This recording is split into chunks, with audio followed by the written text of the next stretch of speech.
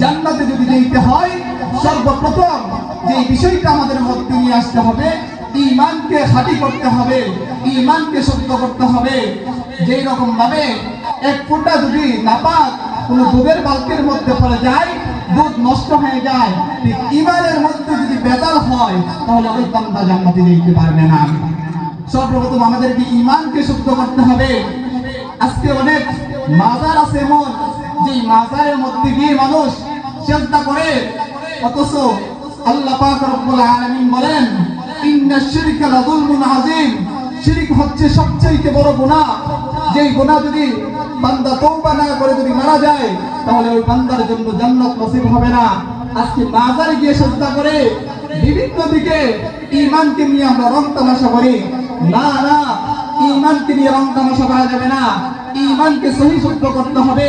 হক্কানি উলামায়ে কেরামদেরকে ধরতে হবে, হক্কানি উলামায়ে কেরামদের মতো নিজের জীবনটাকে পরিচালনা করতে হবে। মানে মুহতারাম দোস্ত বুজুর্গ ভাইও, এইজনকে ঈমানকে বিশুদ্ধ করতে হবে। হক্কানি উলামায়ে কেরামদের সুহবতে থেকে নিজের জীবনটাকে পরিচালনা করা লাগবে। 2 নম্বর বিষয়, আজকে আমরা নামাজের গুরুত্ব দেই না।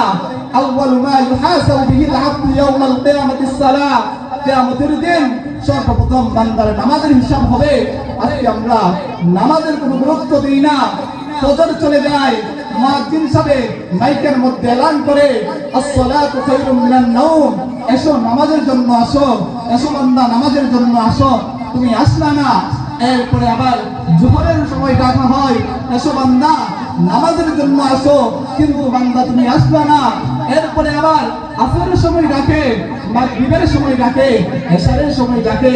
তোমার বস যদি তোমাকে 5 বার 2 বার একবারে বেশি 2 বার ডাকে তাহলে রাগান্বিত হয়ে যায়। 5 বার ডাকলে তোমার চাকরি ক্যান্সেল হয়ে যায়।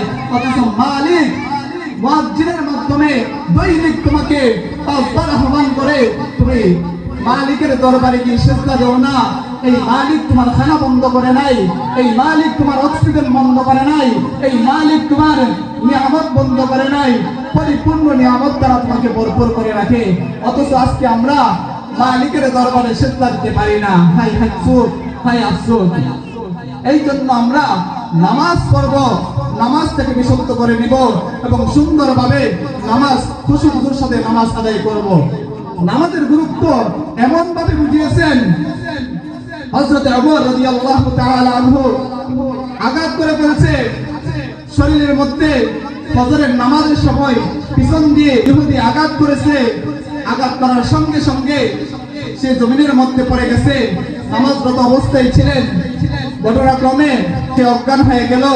খলিফাতুল মুসলিমিন হযরত ওমর রাদিয়াল্লাহু তাআলা আনহু জ্ঞান ফিরছে না, হুঁশ নাই।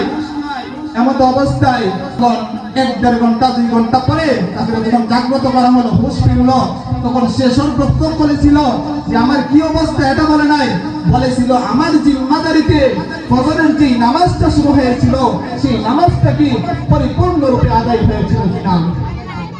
আমার নবীজি মেরাজ থেকে আমাদের জন্য নামাজ নিয়ে এসেছে, এই নামাজকে আমরা গুরুত্ব দেই না।